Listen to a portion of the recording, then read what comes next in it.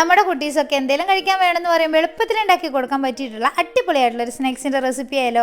അതിനായിട്ട് ഞാനിവിടെ ഒരു നേന്ത്രപ്പഴം എടുത്തിട്ടുണ്ട്.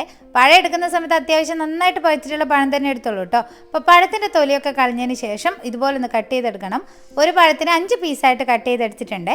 ഇനി ഒരു പാത്രം എടുക്കുക. അതിലോട്ട് ഒരു തവി മൈദാപ്പൊടിയും മധുരത്തിന് ആവശ്യമായിട്ടുള്ള പഞ്ചസാരയും കുറച്ച് ഏലക്കാപ്പൊടിയും ഒരൽപ്പം മഞ്ഞൾപ്പൊടി കൂടി ഇട്ട് കൊടുത്ത് നന്നായിട്ടൊന്ന് മിക്സ് ചെയ്തെടുക്കുക. പിന്നെ ഒരു 1/2 കപ്പ് പാലാണ് എടുത്തേക്കുന്നത്. പാലൂടെ ഒഴിച്ച് വീണ്ടും നന്നായിട്ട് ഇളക്കി കൊടുത്തു കഴിഞ്ഞാൽ ഒരു കോഴിമുട്ട പൊടിച്ചങ്ങ് ഇട്ട് കൊടുക്കണം. പിന്നെ ഒരൽപ്പം ഉപ്പ് കൂടെ ഇട്ട് വീണ്ടും നന്നായിട്ടൊന്ന് മിക്സ് ചെയ്തെടുത്ത് ഇതൊരു സൈഡിലോട്ട് മാറ്റി വെക്കുക.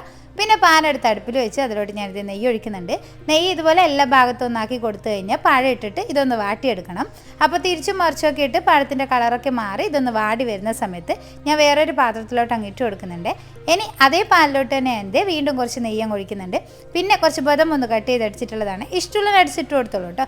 പിന്നെ കുറച്ച് തേങ്ങ ചിരകിയതുകൂടി ഇട്ട് കുറച്ച് നേരം ഇളക്കി കൊടുത്ത് അതിലോട്ട് മധുരത്തിന് ആവശ്യമായിട്ടുള്ള ശർക്കര ചീകിയതുകൂടി ഇട്ട് കൊടുക്കുക. ഞാനിപ്പോൾ 2 സ്പൂൺ ശർക്കരയാണ് എടുത്തേക്കുന്നത്. അതുകൂടെ ഇട്ട് ഇതുപോലെ ഒന്ന് റെഡിയായി വരുന്ന സമയത്ത് വേറൊരു പാത്രത്തിലോട്ട് അങ്ങ് ഇട്ട് കൊടുക്കുക. ഇനി നമ്മുടെ ഇതേ പാനിലോട്ട് തന്നെ നമ്മുടെ ആ ഒരു മാവ് ഒഴിച്ച് ഇതുപോലെ ഒന്ന് ചുറ്റിച്ചെടുക്കുന്നുണ്ട്.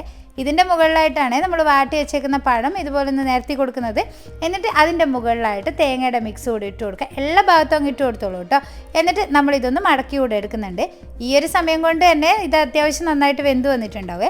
ഇനിയിപ്പോൾ മടക്കി എടുത്തു കഴിഞ്ഞാൽ തിരിച്ചും മറിച്ചൊക്കെ ഇട്ട് ഇതുപോലെ നന്നായിട്ടൊന്ന് കളറൊക്കെ ഒന്ന് മാറ്റിയെടുക്കുക. അപ്പോൾ നമ്മൾ അടിപൊളിയായിട്ടുള്ള സ്നാക്സ് ഇത് ഇവിടെ റെഡി ആയിട്ടുണ്ട്.